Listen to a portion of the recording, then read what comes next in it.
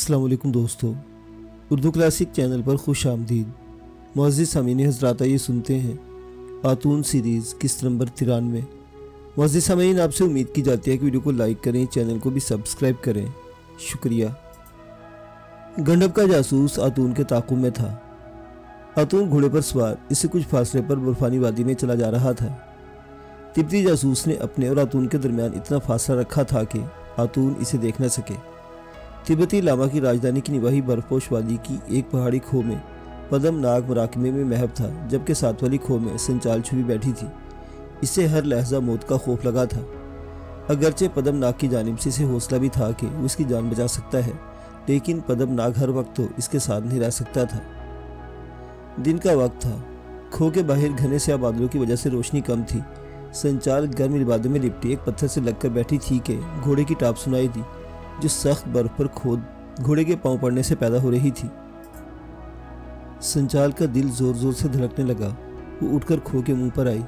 इसे देखा कि सफ़ेद फरगल वाला आदमी सर पर ऊनी टोपी डाले घोड़े पर सवार इसी तरफ चला रहा है। वो भागकर पदम नाग की खो में चली आई। पदम नाग को पहले ही आतून की हल्की हल्की खुशबू आने लगी थी।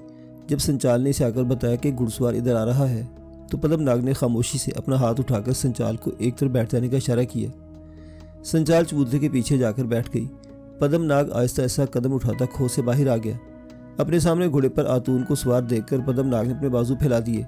दोनों दोस्तों के चेहरे खुशी से मुस्कुरा रहे थे।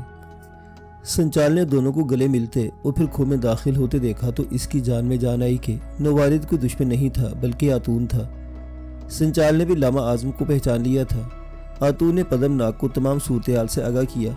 पदम नाग ने आतून से कहा, मेरे दोस्त, हमें तिब्बत के तख्त से क्या सरोकार, क्यों ना हम संचाल को लेकर यहाँ से काजाकिस्तान की तरफ रवाना हो जाए। संचाल को इसके माँ बाप के पास पहुँचा दे और इसके बाद हमें जहाँ तकदीर ले जाएगी चल देंगे। आतून ने कहा, मुझे तुम्हारी तलाश थी मेरे दोस्त, तुम मिल गए, और अब लामा बनकर मैं क्या करूँ भला। संचाल पहले ही अपने माँ बाप के यहाँ जाने को तैयार बैठी थी। वो बहुत खुश हुई। पदम नाग ने आतून को एक तरफ ले जाकर कहा कि वो उकाब की शक्ल इख्तियार करके इनके साथ उड़ते हुए सफ़र कर सकता है, लेकिन संचाल पर अपनी खुफिया ताकत को जाहिर नहीं करना चाहते। इससे बेहतर होगा कि मज़ीद 2 घोड़ों का बंदोबस्त कर लिया जाए। आतून बोला, मैं शाही महल जाता हूँ और वहाँ से मज़ीद 2 घोड़े लेकर आता हूँ। चुनांचे पदम नाग और संचाल को गार में छोड़कर आतून शाही महल की तरफ रवाना हो गया। गंडब का जासूस बराबर आतून का पीछा कर रहा था।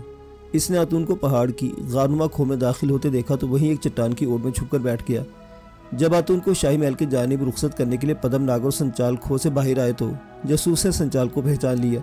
इसकी खुशी की कोई इंतहा न रही। इसे संचाली की तलाश थी जो इसे नजर आ गई थी। पदम नाग को इसने कोई मामूली राहिब ख्याल किया जो गार में बैठा ज्ञान ध्यान कर रहा था। जब आतून चला गया तो जासूस संचाल को अगवा करने के ख्याल से पदम नाग के गार की तरफ बढ़ा। इसने अपने लंबे फरगल में एक तेजदार खंजर छुपा रखा था। पहले इसका इरादा था कि वो शाही महल जाकर गंडब को संचाल की बाजियाबी की खबर करके वहाँ से कुमक अपने साथ लाए, लेकिन फिर ये सोच कर के इस इरादे तरक कर दिया कि क्यों ना वो खुद इस मार्के को सर करे और यूं गंडब के इनाम इकराम का हकदार बने। क्योंकि पदम नाग इसे दुबला पतला सा साधु लगा था, इस पर वो बड़ी आसानी से काबू पा सकता था। जासूस ने घोड़ा वही चट्टान के अकब में छोड़ा और बर्फानी चढ़ाई चढ़ता ऊपर गार के दहाने के करीब आ गया। एन इस वक्त जासूस की बदबख्ती से पदम नाग बाहर निकला। जो ही दोनों की आंखें चारों हुई, जासूस खंजर लहराता इस पर हमलावर हो गया। अगरचे ये बड़ी बहादुरी का काम था, मगर जासूस की हिमाकत भी थी। इस हमले से पदम नाग को शदीद नुकसान पहुंच सकता था। अगरचे वो देवता समान था, मगर इस वक्त आकाश का रांधा हुआ था, इसलिए इस पर आग और तलवार और पानी भी असर कर सकता था। जो ही इसने एक आदमी को खंजर लहराते अपने ऊपर हमलावर होते देखा तो वो उछलकर गार के अंदर गिर पड़ा। फर्श पर गिरते ही जासूस की नजर से वो गायब हो गया था। संचाल ने एक अजनबी तिब्बती को खंजर लिए गार में अपने आते देखा तो चीख मारकर पदम नाग को आवाज़ दी। जासूस ने इधर उधर देखा। अभी जो दुबला पतला सा राहिब वहाँ खड़ा था और ज़मीन से उछलकर गार में गिरा था, वो कहाँ चला गया। इस अरसे में पदम नाग एक छोटे से सांप की शक्ल इख्तियार करके जासूस के अकब में आ गया था। जासूस इससे बेखबर था, मगर इसे इतना एहसास था कि राहिब वहीं कहीं गार की तारीकी में छुपा हुआ है। इसे सोचा कि संचाल को अगवा करने के बजाय बेहतर है कि इसका इसी जगह काम तमाम कर दिया जाए। गंडब की तरफ से इसे भी यही हुक्म मिला था कि वो खंजर लहराता संचाल पर झपटा। अभी 2 कदम ही बढ़ा था कि इसे अपने जिस्म में एक लर्जिश सी महसूस हुई। फिर इसे यूँ लगा जैसे किसी ने इसके खून में आग लगा दी है।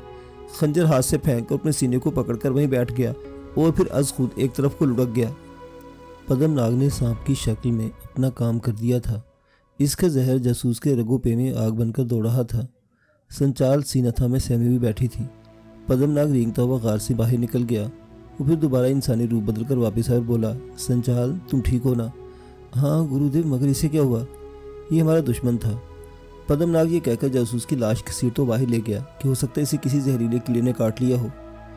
इसने जासूस की लाश खड्ड में गिरा दी। जब वापस आया तो संचाल इसे तहय्युर अंगेज आंखों से देख रही थी। इसे पद्मनाग की खुफिया ताकतों पर पहले ही शक था। इससे पहले कि वो पद्मनाग से कोई सवाल करती, पद्मनाग ने इसकी तरफ हाथ बुलंद करते हुए कहा, जो बातें तुम्हारी समझ में ना आए इनके बारे में कभी सवाल न करना। संचाल खामोश होकर बैठ गई। कुछ देर बाद आतून फिर आ गया। अपने साथ 2 तनुमंद घोड़े भी लाया था जिन पर जीन कसी हुई थी और पानी की बड़ी छागल और खुश मछली का थैला लटक रहा था। एक घोड़े पर उन्होंने संचाल को बिठाया, दूसरे घोड़े पर पद्मनाग सवार हो गया। पद्मनाग इसे गंडब के जासूस की मौत का हाल सुनाया तो आतून बोला, इसका यही इंजाम होना था। ये ज़ईफ़ुल एतकाद और तोहम परस्त लोग हैं और अय्यार गंडब के इशारों पर नाच रहे हैं। इनका कोई इलाज नहीं सिवाय इसके कि खुदा खुद इन्हें हदायत दे। आतून, पद्मनाग और संचाल ने अपना दुश्वार गुजार सफ़र शुरू कर दिया। इस सफ़र में संचाल को काफ़ी मुश्किलात का सामना करना पड़ा। अगरचे पद्मनाग और आतून ने इसके आराम का हर तरह से ख्याल रखा, फिर भी जब वो काज़ाकिस्तान की राजधानी में पहुंचे तो संचाल का थकन और सर्दी से बुरा हाल हो रहा था। अपने माँ बाप से मिलकर संचाल की जान में जान आई। उन्होंने तमाम हालात से आगाह कर दिया गया। पद्मनाग और आतून ने वहाँ चंद रोज़ कैंप किया और फिर संचाल उसके वालिदैन से इजाज़त लेकर शुमाल मगरिब में उस जानिब रवाना हो गए जहाँ आजकल आज़रबाईजान का इलाका है। दोनों दोस्त मुख्तलिफ काफिलों के साथ सफ़र करते हुए दरिया अमू के किनारे आबाद शहर की सराय में उतरे। रात तक दोनों दोस्त अपनी तीसरी दोस्त और साथी देवा माया के बारे में ख्याल करते रहे और बातें करते रहे। एक अरसे से इनकी देवी माया से मुलाकात नहीं हुई थी। इसके बारे में आतून और पद्मनाग को कुछ मालूम नहीं था कि वो किस मुल्क में, तारीख की किस अहद में और किन हालात में होगी। खुद इनकी कोई मंजिल नहीं थी। तारीख और वक्त के धारे पर वो किसी बेबादबान जहाज की तरफ बहे चले जा रहे थे। पद्मनाग के दिल में भी तो फिर उम्मीद की एक धीमी सी शम्मा रोशन थी कि अपना कफ़ारा अदा करने के बाद वो वापस आकाश के गगन मंडल में अपने देवताओं के पास चला जाएगा। लेकिन आतून अपनी मंजिल से बेखबर था। दोनों दोस्त थकान, नींद और खाने पीने की हाजतों से बेनियाज थे। कभी कभी वो महज लोगों को दिखाने के लिए कुछ खा पी लेते थे। बातों बातों में पद्मनाग ने आतून को अपने बारे में एक ऐसा कीमती राज बताया कि अगर इस रात वो ये राज इसे न बता पाता तो पद्मनाग के हसरतनाक इंजाम के बारे में आतून को सारी जिंदगी कुछ झेलना होता। पद्मनाग ने आतून से कहा, मेरे दोस्त, इससे बेशतर भी मैंने 1-2 बार अपनी ज़िंदगी के इस ख़तरनाक तरीन राज को तुम पर अफशा करना चाहा, मगर हर बार हमें कुछ ऐसे हालात से दो चार होना पड़ा कि इसका मौका न मिल सका। बहरहाल अब मैं चाहता हूँ कि जो कुछ कहूँ इसे तुम अच्छी तरह ज़हन नशीन कर लो। ये राज मेरी ज़िंदगी और मौत का राज है और इसका इतलाक़ मेरे नाक के रूप में आने के बाद हुआ है। मेरा ताल्लुक़ अगरचे गगन मंडल के देवताओं के कबीले से है, लेकिन जैसा कि तुम जानते हो मैं और देवी माया एक नामालूम मुद्दत के वास्ते गगन मंडल के स्थान से नीचे इस मादी दुनिया यानी प्राकृतिक की दुनिया में फेंक दिए गए हैं। अगरचे हमारे पास गगन मंडल की कुछ करामतें हैं, लेकिन मुझ पर मौत अपना वार कर सकती है। वो यूँ कि जब मैं सांप का रूप धारता हूँ तो मेरा दुश्मन वार करके मुझे हलाक कर सकता है। आतून ने किसी कदर तशवीश के साथ पूछा, तो क्या तुम सचमुच हिलाक हो जाओगे? पद्मनाग बोला, यही वो राज है जो मैं तुम्हें बताने वाला हूँ। सुनो, अगर कभी ऐसा हादसा हो गया कि किसी दुश्मन ने तलवार के वार से सांप की हालत में मेरे जिस्म के टुकड़े कर दिए और तुम इत्तफाक से वहाँ मौजूद भी हुए, तो मेरे जिस्म के टुकड़ों को जमा करके किसी थैले लकड़ी की संदूकची में बंद कर लेना। यहाँ से दूर सहराए उशूर में जोडिया शहर के करीब हमीस के कदीम मंदिर के पीछे जैतून के दरख्तों के दरमियान एक तालाब है जिसकी सीढ़ियों के किनारों से नीचे पानी की सतह तक चली जाती है। मेरे कटे हुए जिस्म के टुकड़ों को तुम्हें इस तालाब में किसी पत्थर के साथ बांधकर 6 महीनों तक रखना होगा। 6 महीनों के बाद इस मुकद्दस तालाब के पानी के अंदर ही अंदर मेरे जिस्म के टुकड़े अपने आप जुड़ जाएंगे। फिर तुम मुझे संदूकजी से निकालोगे तो मैं जिंदा हो चुका हूँगा। आतून जो हैरत से इस तफसील को सुन रहा था कहने लगा, मेरे दोस्त पद्मनाग, तुमने मुझे पहले सब कुछ क्यों नहीं बताया? अगर खुदा न खास्ता कोई हादसा हो जाता तो मैं क्या करता? पद्मनाग मुस्कुराया, बहरहाल अब मैंने तुम्हें बता दिया है, इस बात का ख्याल रखना। अव्वल तो मैं इस मामले में बेहद मोहतात रहता हूँ, लेकिन चूँकि हम वाक़यात और हवादिस की इस दुनिया में अपना कफ़ारा भुगत रहे हैं, इसलिए हमारे साथ किसी भी वक्त कुछ भी हो सकता है। इसी तरह की बातें करते रात बीत गई। शहर के माबदों में सुबह के गजर बजने लगे। आतून ने उठकर खिड़की खोल दी। तुलू होते ही सूरज की सुनहरी रोशनी लहरों की सूरत में उभर रही थी। यहाँ से एक काफिला दमिश्क की तरफ जा रहा था। पद्मनाग और आतून इस काफिले में शामिल हो गए और कई शब रोज़ के सफ़र के बाद दमिश्क पहुँच गए। देवी माया अभी तक नहीं मिली थी। पद्मनाग ने इस ख्याल का इजहार किया, हो सकता है वो हिंदुस्तान के जनूबी मंदिरों में ही रह गई हो। दमिश्क में इन दिनों एक हुक्मरान बादशाह भीरूम के ज़ेरे नगीन था। ये लोग मज़ाहिर फितरत की पूजा करते थे। उन्होंने सूरज, चांद, सितारों, बादे समूम और जलजलों को फर्जी बुत बना रखे थे। इस मुल्क की मगरबी सरहद करीम मिस्र के सराय सीना से जा मिलती थी। आतून को इसकी फ़िज़ाओं में अपने कदीम तरीन वतन की खुशबू महसूस हो रही थी। दमिश्क की कारवां सराय के एक मंजिला और ऊंची छत वाली थी, क्योंकि इस शहर में शदीद गर्मी पड़ती, जिसके चारों तरफ सहरा और बयाबान थे, जहाँ कहीं कहीं तबाहशुदा मुनहदिम महल्लात के खंडर बिखरे हुए थे। दरिया दजला शहर की अकबी फसील के करीब से होकर गुजरता था। दरिया के किनारे दूर तक जंगली नस्लों के झुंड चले गए थे। इनकी जानिब से ठंडी मरतूब हवा आ रही थी।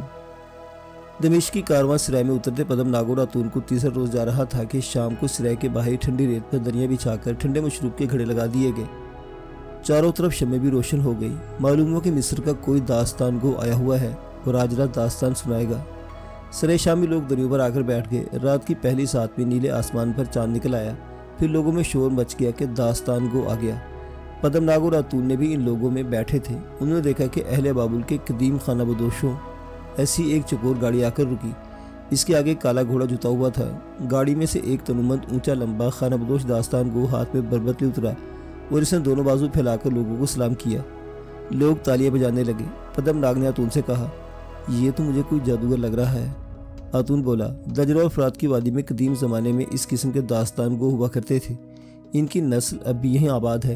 ये लोग बड़े चर्ब जुबान होते हैं, बेतुकान झूठ बोलते हैं। दास्तान इस तरह सुनाते हैं कि लोगों पर जादू कर देते हैं, इसलिए इनके बारे में ये ख्याल है कि ये जादूगर हैं। ये छोटा मोटा टोना टोटका ज़रूर जानते हैं, मगर असल में ये बड़े पक्के चोर होते हैं। दास्तान गो ने इस दौरान में बरबत पर एक नगमा छेड़ दिया था। इसकी आवाज़ में कुछ ऐसा सोच था कि लोग दमबखुद हो गए थे। नगमा ख़त्म हो तो आबनूसी चौकी पर मशरूब लेकर बैठ गया और दास्तान शुरू कर दी। इसका अंदाज़े बयान ऐसा पुर असर था कि आतून भी मुतासिर हुए बगैर न रह सका। वो हिंदुस्तान के किसी राजा की दास्तान इश्क बयान कर रहा था। लोग तस्वीरें हैरत बने सुन रहे थे। वो कह रहा था कि ब्रह्मन राजा ने अपने महल में शूदर लोगों को दावत की और शहर के सारे शूदर महल में आन जमा हुए। इस पर पद्मनाग ने खड़े होकर कहा, हिंदुस्तान में शूदर किसी ब्राह्मण राजा की दावत में शरीक नहीं हो सकते। तुम गलत कह रहे हो। लोग गर्दनें घुमाकर पद्मनाग की तरफ देखने लगे। आतून ने पद्मनाग का हाथ खींचकर कहा, मेरे दोस्त कहानी सुनो। तुम किन बातों में पड़ गए हो? ये तो कहानियां हैं, महज फर्जी कहानियां। लेकिन दास्तान गो पद्मनाग की बात बुरी लगी थी, क्योंकि इसे भरी महफिल में टोका गया था। वो चौकी पर से उठकर पद्मनाग के करीब आ गया और इसका घूर कर देखते हुए बोला, तुम्हें कैसे मालूम है ये बात? पद्मनाग बोला, इसलिए कि मैं हिंदुस्तान का रहने वाला ब्राह्मण हूँ। खाना बदोश दास्तान गो की अय्यार नज़रों ने पद्मनाग की आंखों में एक अजीबोगरीब बात देख ली थी। वो इसकी तस्दीक करना चाहता था। पहले तो सख्त ग़ज़ब व ग़ज़ब के आलम में था, लेकिन अब बड़ी मुलायमत से बोला, मेरे दोस्त तुम्हारा नाम क्या है? पद्मनाग ने कहा, पद्म। नाग इसने जानबूझकर नहीं कहा था। दास्तान गो बड़ी हलीमी से कहने लगा, तुम ठीक कह रहे हो दोस्त, मुझसे भूल हो गई। अच्छा, अब मैं ये कहानी नहीं सुनाऊंगा, बल्कि अपनी बीन पर एक नगमा सुनाऊंगा। आतून ने पद्मनाग का बाजू खींचकर नीचे बिठा लिया। दास्तान को लोगों को तसल्ली देता वापस अपनी गाड़ी में बैठ गया। बाहर निकला तो इसके हाथ में एक छोटी सी बीन थी। ये स्पेरो की बीन जैसी थी, मगर इसका साइज बालिश भर का था। वो वापस अपनी चौकी पर आकर बैठकर बोला, मैं आप लोगों को बादशाह की हरम की दास्तान गम सुनाऊंगा, साथ साथ मैं बीन भी बजाता रहूँगा। मेरे भाइयों सुनो किस तरह इस बदनसीब बादशाह पर गम व अलम के पहाड़ टूटे और वो जिलावतन हुआ। खानाबदोश दास्तान गो ने थोड़ी सी दास्तान अपने मखसूस पुरअसर अंदाज में बयान की, फिर बीन बजानी शुरू कर दी। चांदनी रात में इसकी बीन की लय ने एक अजीब सा समा पैदा कर दिया। आतून ने महसूस किया कि पद्म कुछ बेचैनी महसूस कर रहा है।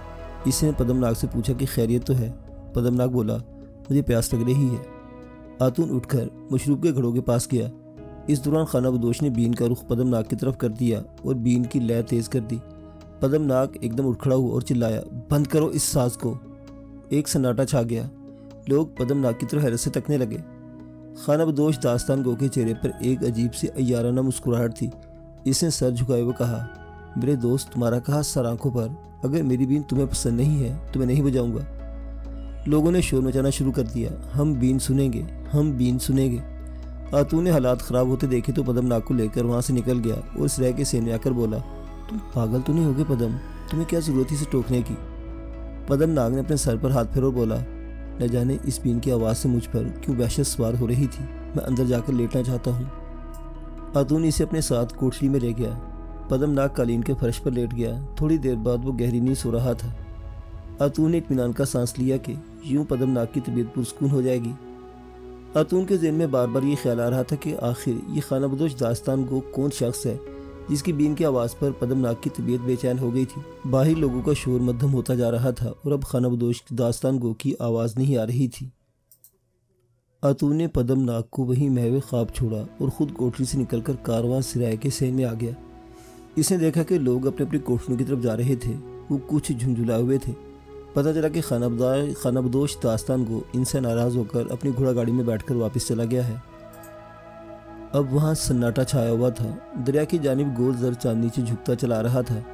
एक अजीब सी उदासी धुंधली रेत के चेहरे पर छाई हुई थी। आतून टहलते टहलते कारवां सराय से दूर ठंडे सहराई टीलों की तरफ निकल गया।